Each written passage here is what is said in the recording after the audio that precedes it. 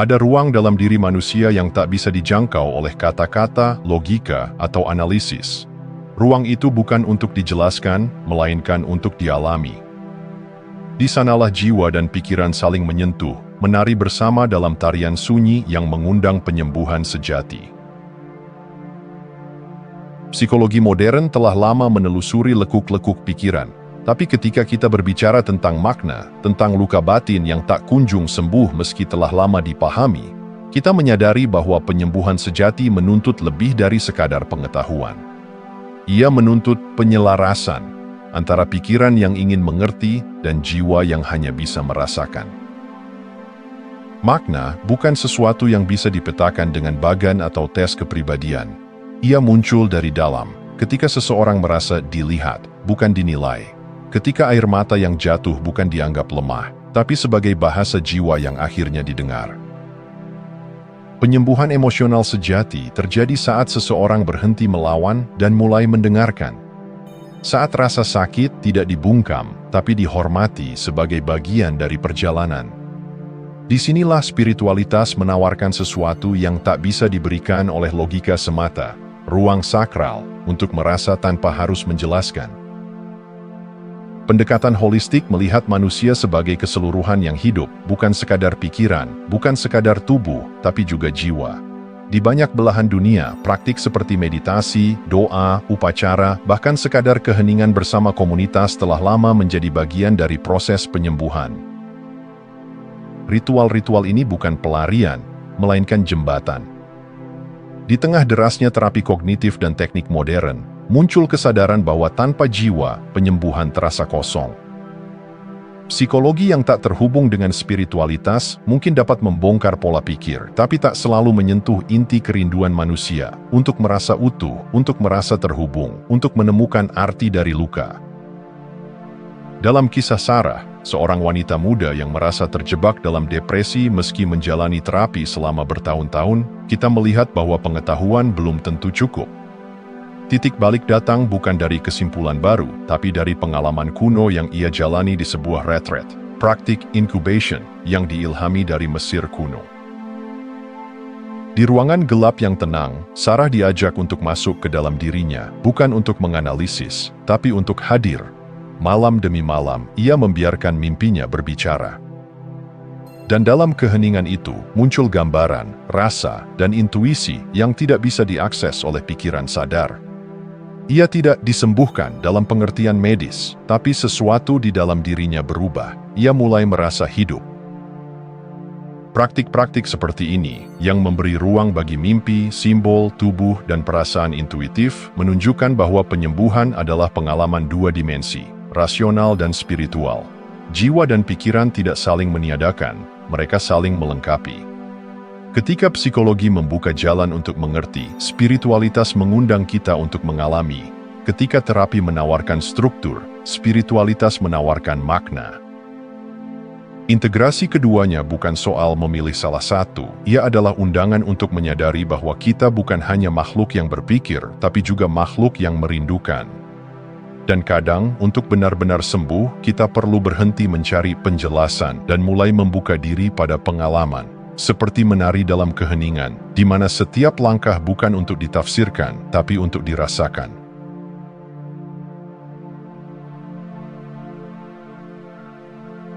Di saat pikiran telah lelah mencoba memahami mengapa luka tak kunjung sembuh, tubuh diam-diam menyimpan jawabannya.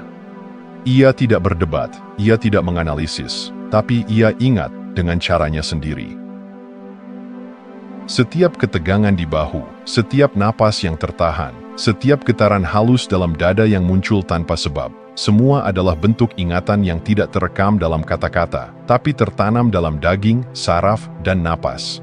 Tubuh adalah arsip emosional. Ia mencatat apa yang dilupakan pikiran. Banyak dari kita diajarkan untuk bicara sebagai bentuk penyembuhan. Tapi bagaimana jika luka yang kita bawa bukan dari apa yang kita tahu, melainkan dari apa yang tak pernah kita sadari? Trauma seringkali bukan tentang kejadian, melainkan tentang energi yang tertahan. Emosi yang tidak sempat keluar, rasa takut yang tak sempat diungkap, atau bahkan kegembiraan yang pernah ditekan karena dianggap terlalu banyak. Semua itu tinggal di tubuh, menunggu saatnya untuk dilepaskan. Dan seringkali, pelepasan itu datang bukan lewat cerita, tapi lewat gerakan.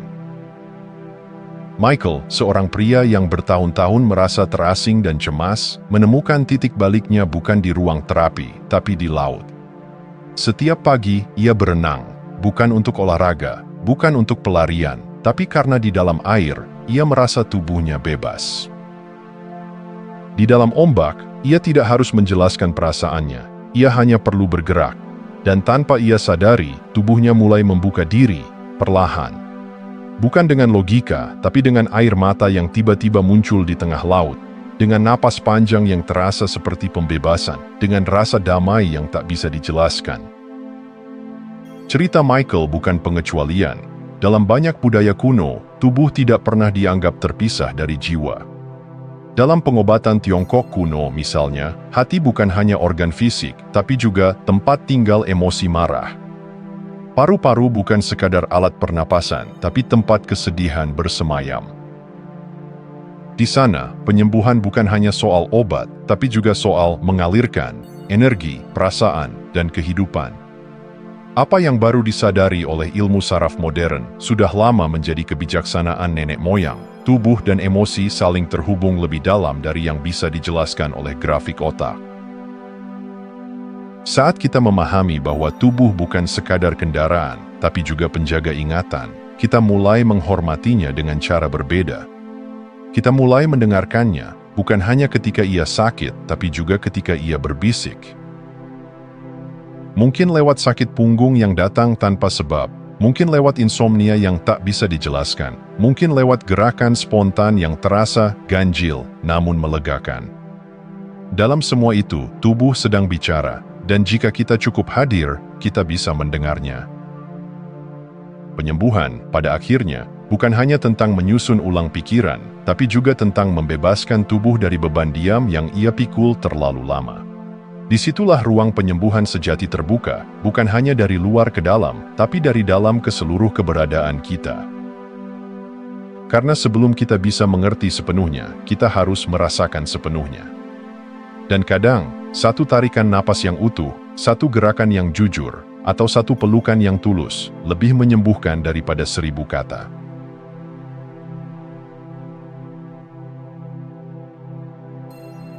Kita hidup dalam budaya yang mendewakan perbaikan. Jika ada yang sakit, harus segera disembuhkan. Jika ada yang salah, harus segera diperbaiki. Kita terbiasa bertanya, bagaimana cara mengatasinya, sebelum sempat bertanya, apa yang sebenarnya sedang aku rasakan? Dalam perlombaan untuk menjadi lebih baik, kita sering melupakan kekuatan yang paling diam, namun paling transformatif, penerimaan. Penerimaan bukan berarti menyerah. Ia bukan tentang menjadi pasif atau tak berdaya. Justru sebaliknya, penerimaan adalah bentuk keberanian paling sunyi, karena ia mengajarkan kita untuk menemani apa yang ada, tanpa syarat, tanpa agenda tersembunyi. Ketika kita berhenti melawan, sesuatu yang ajaib terjadi, yaitu ruang terbuka. Di ruang itulah, penyembuhan bisa masuk. Ada kebijaksanaan tua dari filsafat timur yang menggambarkan ini dengan sangat indah. Prinsip Tao yang disebut Wu Wei, yang berarti tanpa usaha, namun bukan berarti tanpa arah. Wu Wei mengajarkan kita untuk hidup seirama dengan aliran alami kehidupan. Tidak terburu-buru, tidak menolak, tidak memaksakan. Dalam Wu Wei, air tidak mencoba mendorong batu. Ia hanya mengalir, dan perlahan, batu itu pun berubah bentuk. Dalam konteks penyembuhan emosional, penerimaan adalah bentuk Wu Wei. Bukannya memaksa luka untuk sembuh, kita membiarkannya bernapas. Kita tidak lagi menuntut agar kesedihan cepat berlalu atau kecemasan segera hilang. Sebaliknya, kita duduk bersama mereka, seperti duduk bersama teman lama yang membawa cerita, pedih, ya, tapi juga manusiawi. Dan seringkali, ketika kita berhenti mencoba mengusir rasa, justru disitulah ia mulai melunak. Dalam dunia psikologi modern, pendekatan ini dihidupkan kembali oleh Acceptance and Commitment Therapy, ACT. Alih-alih melawan pikiran negatif atau mencoba mengubahnya, ACT mengundang kita untuk membiarkan, bukan dalam arti pasrah, tapi dalam arti hadir. Hadir bersama emosi yang naik, tanpa tenggelam di dalamnya. Hadir bersama ketakutan, tanpa harus menjadi budaknya. Seperti duduk di tepi sungai dan menyaksikan arus lewat, kita tidak harus melompat ke dalam untuk memahami airnya. Penerimaan mengubah relasi kita dengan rasa sakit. Ia menggeser fokus dari bagaimana cara melarikan diri menjadi apa yang ingin rasa ini sampaikan. Dan anehnya, ketika kita berhenti berusaha, justru transformasi itu mulai terjadi. Karena banyak luka tidak butuh jawaban, ia hanya butuh didengar, dilihat, dan dipeluk tanpa syarat. Menerima bukan berarti kita tidak ingin berubah, tapi kita mulai menyadari bahwa perubahan sejati tidak lahir dari paksaan, melainkan dari keutuhan. Dan keutuhan hanya mungkin jika kita tidak terus-menerus menyangkal sebagian dari diri kita. Penerimaan adalah pintu menuju keutuhan itu, sebuah pintu yang tak bisa dibuka dengan kekuatan, tapi hanya dengan kelembutan. Jadi jika suatu hari hidup terasa berat, jangan buru-buru mencari solusi. Duduklah sebentar, tarik napas perlahan, dengarkan apa yang hadir. Mungkin di sana, dalam ruang antara satu napas dan napas berikutnya, penerimaan sedang mengetuk, membawa bukan akhir dari perjuangan, tapi awal dari kedamaian.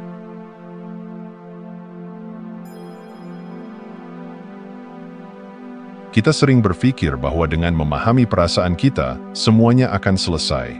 Bahwa begitu kita bisa memberi nama pada kesedihan, trauma, atau kemarahan, maka luka akan sembuh dengan sendirinya. Tapi pemahaman, meskipun penting, bukanlah ujung dari perjalanan. Ia baru langkah awal. Apa gunanya tahu apa yang kita rasakan jika emosi itu tetap tersumbat di dada, tak pernah menemukan jalan keluar? Emosi adalah energi yang ingin bergerak. Ia diciptakan bukan hanya untuk dipahami, tetapi untuk diekspresikan. Dan ekspresi sejati bukan sekadar kata-kata. Ia bisa berupa tangisan yang tak dibendung, gerakan tubuh yang gemetar, teriakan dalam kesendirian, atau tarian yang tak mengikuti aturan. Ekspresi adalah ketika isi hati yang tersembunyi diberi ruang untuk hidup tanpa sensor, tanpa tuntutan untuk terlihat indah atau masuk akal. Peradaban kuno tahu ini jauh sebelum terapi modern menemukan istilahnya. Dalam Keening Irlandia, perempuan-perempuan menangis bersama di pemakaman, menyuarakan duka sebagai nyanyian kolektif. Dalam tradisi Shiva Yahudi, keluarga berkabung tidak ditinggal sendiri, kesedihan mereka ditampung dalam kebersamaan dan diam. Di Afrika, upacara kesedihan menjadi ajang bagi tubuh untuk berbicara ketika kata-kata tak lagi cukup. Semua ini adalah bentuk penghormatan pada ekspresi sebagai bagian dari penyembuhan. Tapi dalam budaya modern yang menuntut kita untuk baik-baik saja, ekspresi sering dianggap kelemahan. Kita belajar untuk menahan, menyembunyikan, menertawakan luka sendiri agar tidak merepotkan orang lain. Kita mengganti air mata dengan emoji, mengganti jeritan batin dengan kalimat, "Aku capek, tapi nggak apa-apa." Dan lama-lama, kita menjadi asing pada perasaan sendiri. Kita paham secara intelektual bahwa kita sedih, tapi tubuh kita tidak pernah diberi izin untuk merasa sedih. Kisah David menggambarkan ini dengan jelas. Selama bertahun-tahun ia menjalani konseling, memahami akar trauma masa kecilnya, merangkai ulang narasi hidupnya. Tapi tetap saja ada kekosongan yang tak terisi. Sampai akhirnya ia mengikuti sebuah ritual duka, sebuah ruang sakral untuk menangis, menjerit, berduka tanpa alasan logis. Di sana, tanpa disuruh, tubuhnya mulai berbicara, getar yang lama terkunci dilepaskan. Tangisan yang tertahan sejak masa kecil akhirnya mengalir. Dan di momen itu, David sadar, pemahaman membuka pintu, tapi ekspresi yang membawaku masuk. Karena itu, dalam perjalanan penyembuhan, jangan berhenti di pemahaman. Biarkan tubuh ikut bicara, biarkan suara yang selama ini kau tahan keluar, meski terdengar tidak indah. Biarkan air mata jatuh tanpa perlu alasan rasional. Biarkan hati menari, menjerit, menyanyi, karena itu adalah bahasa jiwa yang paling jujur. Ekspresi bukan pertunjukan, ia adalah bentuk cinta pada diri sendiri. Saat kita memberi ruang untuk perasaan mengalir, kita tidak hanya membebaskan diri dari luka lama, tapi juga menciptakan ruang bagi kehidupan baru untuk tumbuh. Pemahaman memberi arah, tapi ekspresi memberi napas. Dan ketika keduanya bersatu, barulah penyembuhan menjadi utuh, bukan hanya di kepala, tapi juga di hati dan di tubuh yang selama ini dia menunggu untuk ikut bicara.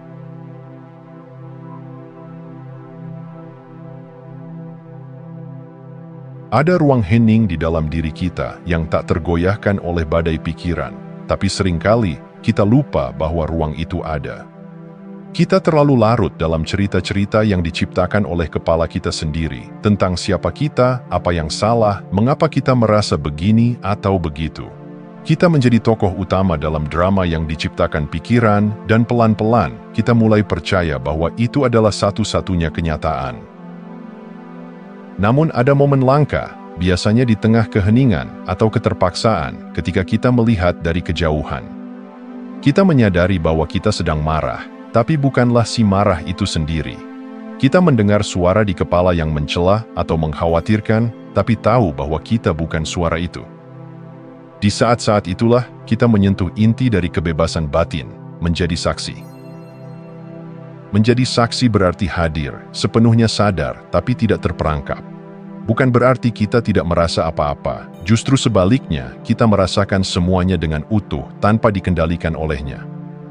Anda bukan pikiran Anda adalah langit luas, bukan badai yang lewat. Pikiran, emosi, dan sensasi datang dan pergi, seperti awan melintasi cakrawala, tapi langit tetap ada, diam, luas, menerima segalanya tanpa menghakimi. Dalam banyak tradisi kontemplatif kuno, konsep ini sudah menjadi inti dari kebijaksanaan spiritual. Dalam praktik meditasi vipassana misalnya, kita diajak mengamati napas, sensasi tubuh, dan pikiran, tanpa menilai, tanpa ikut hanyut. Dalam ajaran Upanishad dari India kuno, dikenal Atman, sang saksi sejati dalam diri yang menyaksikan segalanya tapi tak terikat apapun. Dan dalam banyak pendekatan psikologi modern seperti ACT, Acceptance and Commitment Therapy, kita diajak mengenali self as context, ruang kesadaran yang luas di balik semua isi pikiran dan perasaan. Ini bukan konsep mistis yang jauh dari realita. Ini adalah keterampilan yang bisa dilatih. Dan seperti otot yang diperkuat lewat latihan, kesadaran sebagai saksi tumbuh lewat kehadiran. Saat kita merasa cemas dan berkata dalam hati, "Aku sedang merasa cemas," itu berbeda dengan "Aku adalah kecemasan ini." Saat kita disakiti dan berkata, "Aku menyadari ada rasa sakit," itu menciptakan jarak kecil yang menyelamatkan kita dari tenggelam dalam luka itu. Kebebasan bukan berarti tidak merasakan. Kebebasan adalah ketika kita bisa merasakan segalanya, tapi tetap tahu siapa kita sebenarnya. Bukan cerita yang dibisikkan oleh ketakutan, bukan luka masa lalu, bukan pikiran yang berisik. Kita adalah ruang yang cukup luas untuk menampung semuanya, tanpa harus menjadi salah satunya. Dan ketika kita mulai hidup dari tempat itu, tempat saksi yang tenang, maka hidup pun berubah. Masalah tetap datang, tapi kita tidak lagi hancur olehnya. Emosi tetap muncul, tapi tidak menguasai kita. Pikiran tetap bergulir, tapi tidak lagi menjadi penjara. Kita menjadi pengamat yang penuh kasih atas seluruh tarian kehidupan. Dan dari ruang inilah kebijaksanaan sejati lahir. Jadi, sebelum Anda mengikatkan diri pada cerita tentang siapa Anda, berhentilah sejenak. Tarik napas, lihat, saksikan. Karena mungkin Anda bukan cerita itu, Anda adalah kesadaran yang mengamatinya. Dan dari sana, segalanya bisa dimulai kembali. Lebih jernih, lebih ringan, lebih bebas. Terima kasih sudah menonton. Jangan lupa like, komen, dan subscribe untuk dukung channel ini terus berkembang. Sampai jumpa di video selanjutnya.